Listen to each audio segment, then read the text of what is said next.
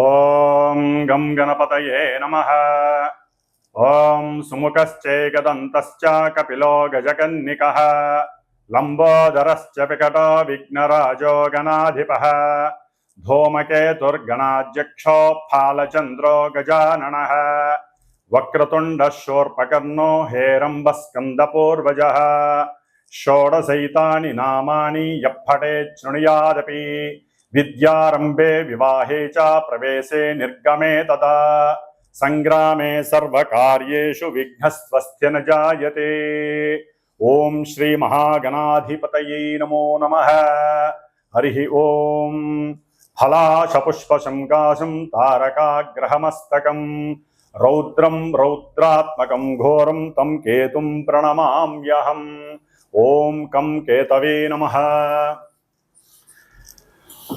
ప్రేక్షకులందరికీ కూడా మరి ఇప్పుడు కాలమానంలో అంతరిక్షంలో మార్చి 30వ తేదీన ప్రారంభమైనటువంటి శని యొక్క రాశి మార్పు ద్వారా మే 14వ తారీఖున గురువు రాశి మారడం మిథున రాశిలోకి, ఆ తదుపరి మే 18వ తేదీన ఈ గ్రహాలన్నిటినీ కూడా తన యొక్క వశీకరణంలో ఉంచుకునేటటువంటి, తన యొక్క ఛాయలో ఉంచుకునేటటువంటి ఛాయాగ్రహాలు రెండు ఉన్నాయి మనకి.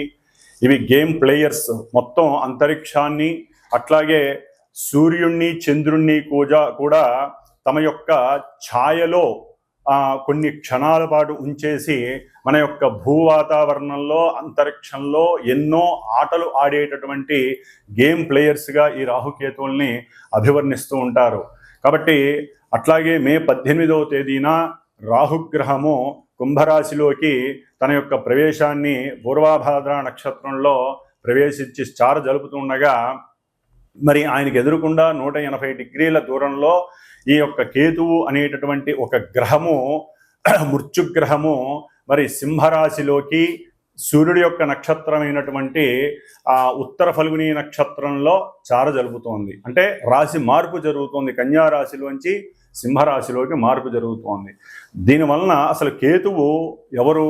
కేతువు ఒక మృత్యుదేవత. అంటే బ్రహ్మగారు ఒకానొక సమయంలో తను ఒక మృత్యువు అనేటటువంటి ఒక ఆవిడికి సృష్టి చేశాడు. అయితే ఎందుకని చేశాడు ఆ మృత్యువు అనేటటువంటి ఆవిడంటే, మరి భూమి మీద ఎంతోమంది కర్మానుసారం పుడుతూ ఉంటారు. ఎన్నో జీవులు, అది మానవుడు కావచ్చు, జీవులు కావచ్చు.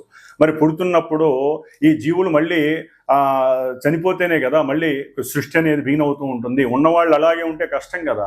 అందుకని అది ఆలోచించి ఆవిడికి జననమిస్తే ఆవిడ ఏడుస్తోంది, ఇదేనా నేను అందరినీ కబలించడానికేనా నాకు జన్మనిచ్చింది అని బాధపడుతుంటే, అప్పుడు ఆవిడ బాధపడుతున్నప్పుడు ఆ కన్నీటిలోంచి ధారల్లోంచి కొంత పొగ వచ్చింది. ఆ పొగలోంచే కేతువు అనేటటువంటి ఒక ధూమ్ర గ్రహం, అంటే ఈ పొగని ధూమ్రము అంటారు. కాబట్టి కేతువు ధూమ్ర గ్రహంగా జన్మించాడు ఆ మృత్యువు అనేటటువంటి ఆ బ్రహ్మచేత సృష్టింపబడినటువంటి కన్యకు.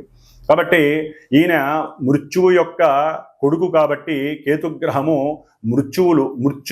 మృత్యుతుల్యమైనటువంటి ఎన్నో ఇబ్బందులు, ఎన్నో అగాధాలు, చిత్ర విచిత్రమైనటువంటి కార్యక్రమాలు చేస్తూ ఉంటాడు.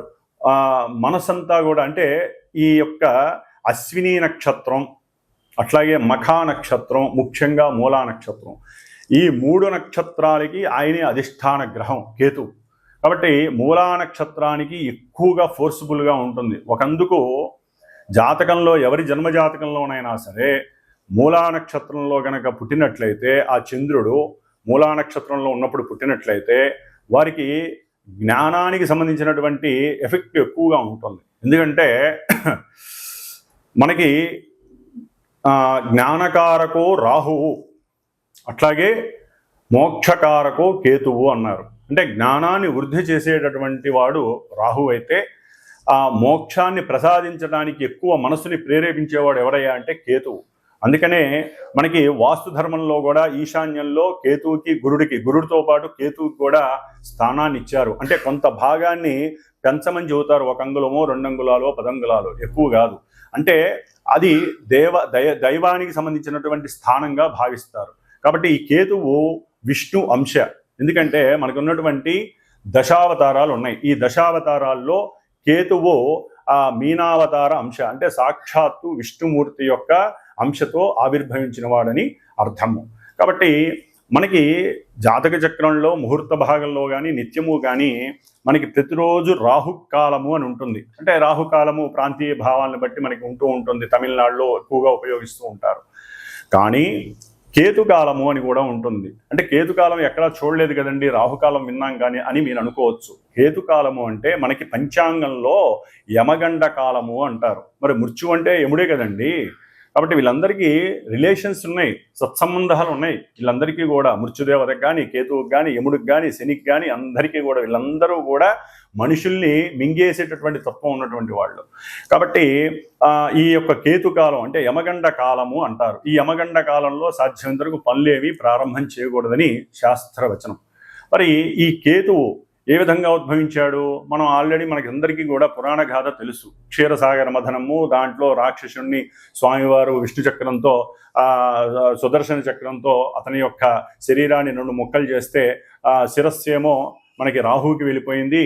కింద ఈ శరీరం అంతా కూడా మొండెంతో ఉన్నదానికి నాగుపావును పెట్టేసి మరి విష్ణుమూర్తి ఆజ్ఞాపించాడు కేతువును కూడా. వీళ్ళకు కూడా మన యొక్క సప్తగ్రహాలు అయితే నవగ్రహాల్లో ఒక్కొక్క స్థానం ఇచ్చారు. కానీ ఈ రాహుకి కేతువుకి ఒక స్థానం మీద కమాండింగ్ ఉండదు, వాళ్ళకంటూ ఏదీ లేదు.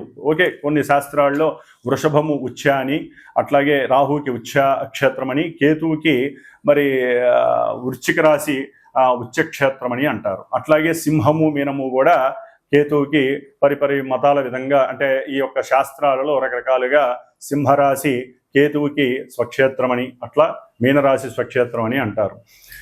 మరి ఈ యొక్క రాహుకేతువులు ఈ యొక్క భూమండలంలో ఎన్నో ఉన్నటువంటి మన ప్రకృతి అంతా కూడా వాళ్ళు ఆవరించవేసి సూర్యాస్తమయాన్ని సూర్యోదయాన్ని కమాండ్ చేస్తూ, అంటే కాలాల రూపంగా యమగండ కాలమని, మృత్యుకాలమని, వీళ్ళ మాంది గ్రహాలు, అట్లాగే గుళిక కాలాలు, ఇవన్నీ కూడా చాలా రకాలుగా ఉంటాయి.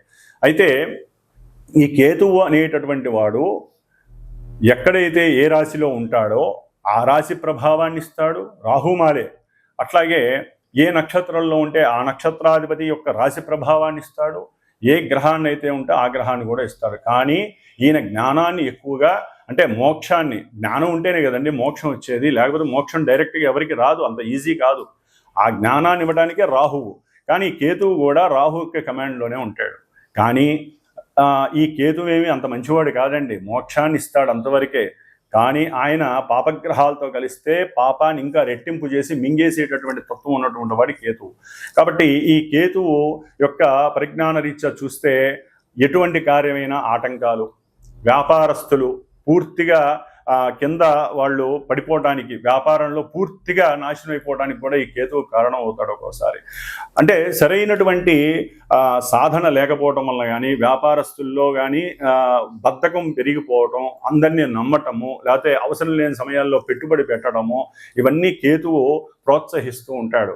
ఆల్రెడీ మొన్నటిదాకా అంటే మే 18 వరకు కూడా ఈ కేతు అనేటటువంటి గ్రహము కన్యారాశిలో ఉండటం ద్వారా మానవుల్లో చాలామందికి ఈ కేతు మహర్దశ కానీ, వారి జాతకరీత్యా కేతు మహర్దశ కానీ, అంతర్దశ కానీ ఇలా జరుగుతున్నప్పుడు, లేకపోతే అశ్విని మఖ మూల నక్షత్రాల్లో జాతకులకు కానివ్వండి, లేకపోతే కొన్ని రాశుల వారికి ఈయన ఉన్నటువంటి స్థానాలు గనక మృత్యుస్థానాలు లేకపోతే దుస్థానాలు అయినట్లయితే ఈయన ఈ యొక్క కన్యారాశికి సంబంధించిన కొన్ని అనారోగ్య స్థితులు కలుగజేసే ఉంటాయి. నర్వస్ మీద బాగా ప్రయోగం జరుగుతుంది.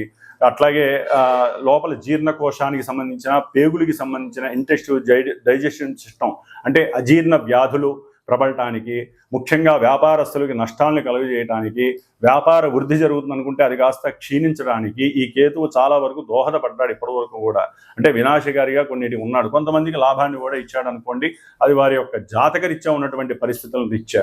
కాబట్టి పర్సనల్ జాతకంలో ఈ యొక్క రాహుకేతువులు ఆడే ఆట సామాన్యమైన ఆట కాదు. వీళ్ళు ప్లే బాయర్స్ అని కూడా అనొచ్చు. అంటే మొత్తం ప్లే చేసేస్తారు. వీళ్ళతో ఎవరు కలిసి ఉంటే వాళ్ళ యొక్క ఫలితాలు ఇచ్చేస్తారు. వీళ్ళకంటూ స్వతహాగా నేను ఇదే ధర్మాన్ని అనుసరించాలి అని ఉండదండి. వారు ఏ రాశిలో ఉంటే, ఏ గ్రహం వీళ్ళని చూస్తే, వీళ్ళు ఏ నక్షత్రంలో ఉంటే అట్లా. ఇప్పుడు మరి ఉత్తరా ఫల్గుని అంటే సూర్యుడి యొక్క నక్షత్రంలో మనకి జోడియాక్లో మేషం నుంచి 5వ స్థానం అయినటువంటి సూర్యుడి యొక్క రాశి ఏంటి? సింహరాశి. ఆ సింహరాశిలో కేతు వస్తున్నాడు అంటే అతనికి స్వక్షేత్రం, సాధ్యమైనంత వరకు అతను చెడు చెయ్యడు. కానీ కొన్ని రాశుల వారికి మాత్రం స్థానాల రీత్యా చెడు స్థానాలైతే ఘోరాతి ఘోరమైనటువంటి పరిస్థితుల్ని కేతువు కలుగు చేస్తాడు. మృత్యుతుల్యమైనటువంటి కారకత్వాన్ని ఇస్తాడు ఈయన. అందుకని ముఖ్యంగా హృద్రోగము, జఠర రోగము, జీర్ణాశయ లోపాలు, అట్లాగే లివర్కి సంబంధించిన ప్రాబ్లమ్స్, లేకపోతే శిరస్సుకి సంబంధించినవి, క్యాన్సర్స్, ఇంకా ఒక రకంగా చెప్పాలంటే అధికారులు వారు అనుకున్నటువంటి అనుకూలమైనటువంటి అధికారత్వాలు లేకపోవడం, లేకపోతే రాజకీయ నాయకుల్లో వారి వంశపారంపర్యంగా ఎంతోమందికి అనుకూలతలు కలగజేయటం సాధ్యమైనంత వరకు. ఎందుకంటే కుజవత్ కేతువు శనివత్ రాహువు అన్నారు. అంటే కుజవత్ కేతువు అంటే కుజుడిచ్చే ఫలితాలన్నీ కేతు ఇస్తాడు. కుజుడు ఏ విధమైనటువంటి దుర్మార్గపు పనులు చర్యలు ఇస్తాడో, ఎందుకంటే యుద్ధాలు కావచ్చు, శస్త్రచికిత్సలు కావచ్చు, ముఖ్యంగా కేతుగ్రహ ప్రభావం ఉన్నటువంటి వాళ్ళకి శస్త్రచికిత్సలు ఎక్కువగా జరిగే అవకాశాలు ఉంటాయి. అది ఏ భాగం అనేటటువంటిది శరీర జాతకం నుంచి తెలుస్తూ ఉంటుంది. కాబట్టి మరి కుజుడు ఇచ్చేటటువంటి భయాందోళనలు కానీ, ప్రమాదాలు కానీ, మృత్యుతుల్యమైన ఏ విషయాలైనా సరే, ఈ యొక్క ముఖ్యంగా ల్యాండ్ లిటిగేషన్స్ కానివ్వండి, లేకపోతే అన్నదమ్ముల మధ్య గొడవలు కానివ్వండి, పోట్లాటలు, ఒక చోట సరైనటువంటి స్థిమితం లేకపోవటం, మానసిక విచిత్రమైనటువంటి కళాఖండాలు ఉంటాయి వీళ్ళల్లో. అట్లాగే జూలై 20 తర్వాత ఈయన మళ్ళీ పూర్వఫల్గుని నక్షత్రంలోకి వస్తున్నాడు, శుక్ర నక్షత్రం. ఇప్పుడు సూర్యుడిచ్చే ఫలితాలు ఇస్తే అప్పుడు శుక్రుడిచ్చే ఫలితాలు.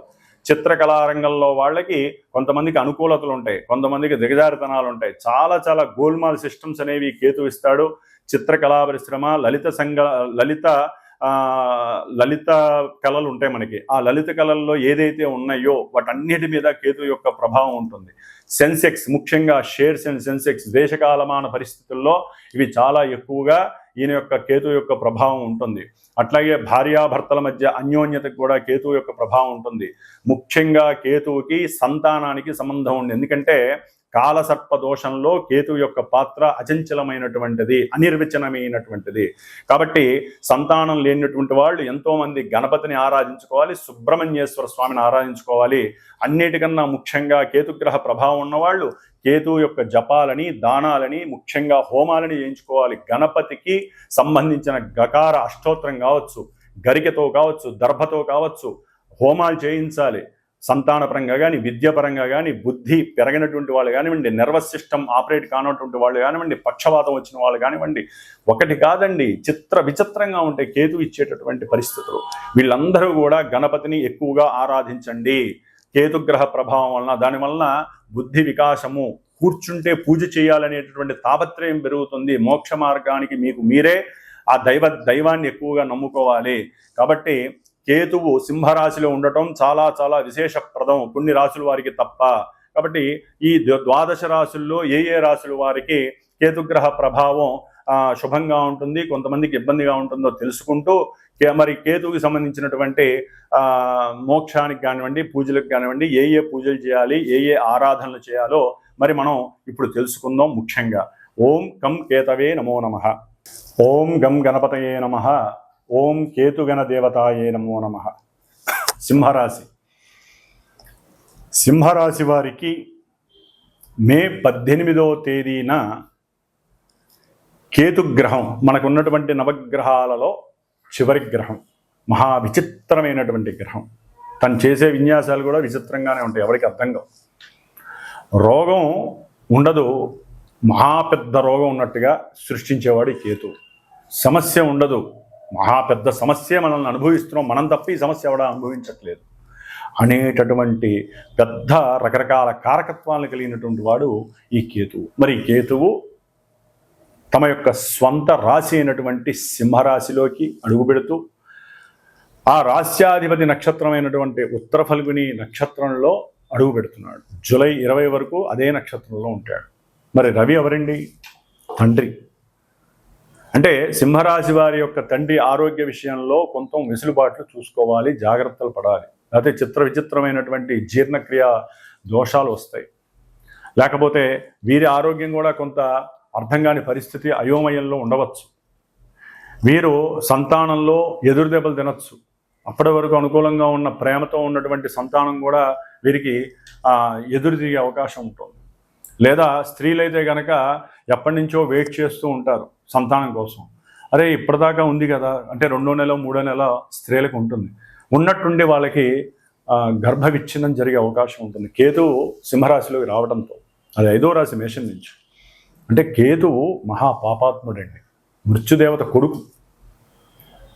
మరి ఇటువంటి కేతువు అక్కడికి రావటం ద్వారా అప్పటి వరకు తెలియకుండా ఉద్యోగంలో ధనం చక్కగా పరంపరగా వస్తూ ఉంటుంది.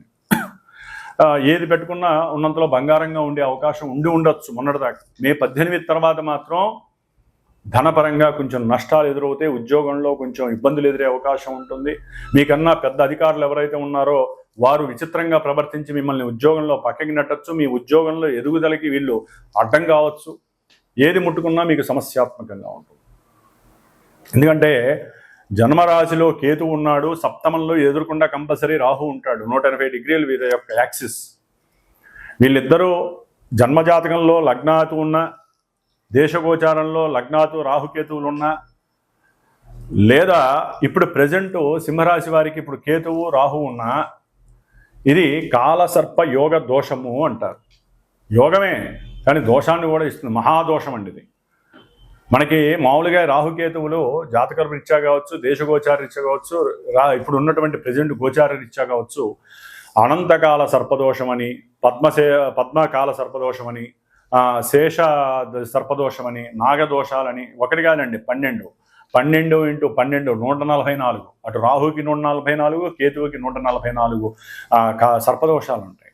అంటే దాదాపుగా 288 దోషాలు. వాటిల్లో ఇప్పుడు మరి కేతువు రాహు జన్మరాశిలో ఉంటే, సప్తమంలో రాహు ఉంటే పెళ్ళి అవుతుంది అనుకుంటారు. ఇప్పటివరకు ఎన్నో సమస్యలు కూడా ఉండుంటాయి రాహుకేతువుల వలన.